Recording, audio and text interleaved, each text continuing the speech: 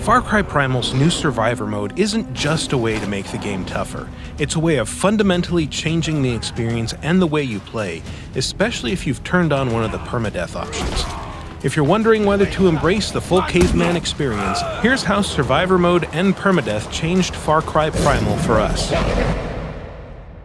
Survivor mode's most obvious change is that it turns off the minimap, which pushed us to pay more attention to our surroundings. By that, I don't just mean that we had to study the landscape to get our bearings. We can, after all, still use the bigger map and set on-screen waypoints. I mean that losing the minimap strips away an early warning system that shows you when enemies and predators are nearby. Keeping a sharp eye and an open ear is now key to avoiding or surprising threats, and stealth and scouting are more important than ever.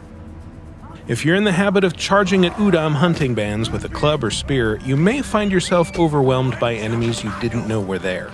On the other hand, Survivor mode's world is less populated during the day, so while you'll want to stay vigilant about wandering into an ambush or startling prey, it's not something you'll have to worry about as often. You may even find you can take a bonfire or two without a fight, so don't be afraid to explore and really get to know your surroundings.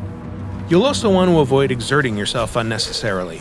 Every action now drains your stamina, and as your meter hits bottom, Takar becomes slower and weaker, and he'll start grunting and moaning until you can find a safe place to sleep.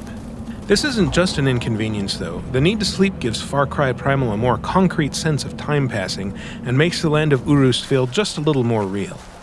Fitting in a mission or capturing an outpost during a busy day of hunting and foraging now feels a little more meaningful, as each well-earned rest brings you a little closer to total control of Urus.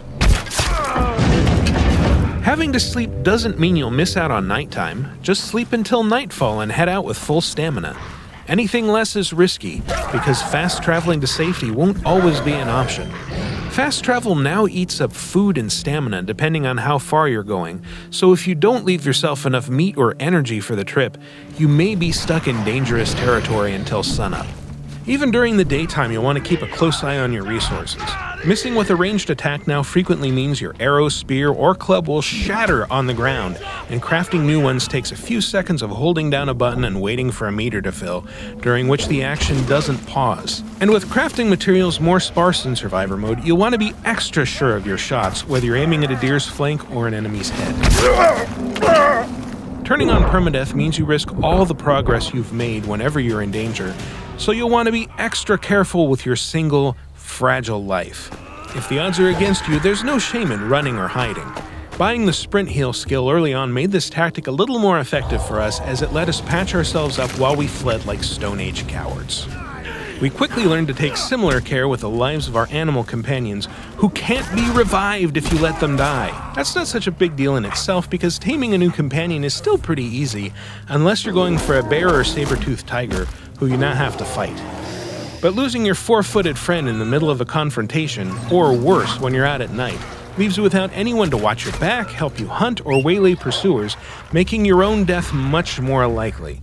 And if you've managed to tame one of the legendary beasts, you'll want to be extra careful. They're tougher than most, but if they die, you won't be able to get a replacement.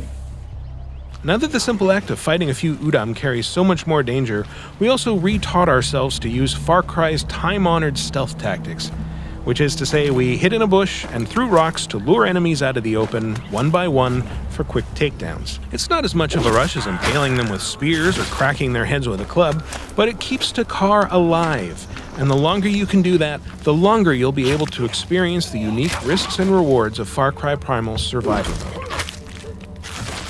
Survivor mode is available now as a free patch for Far Cry Primal on PlayStation 4, Xbox One, and PC.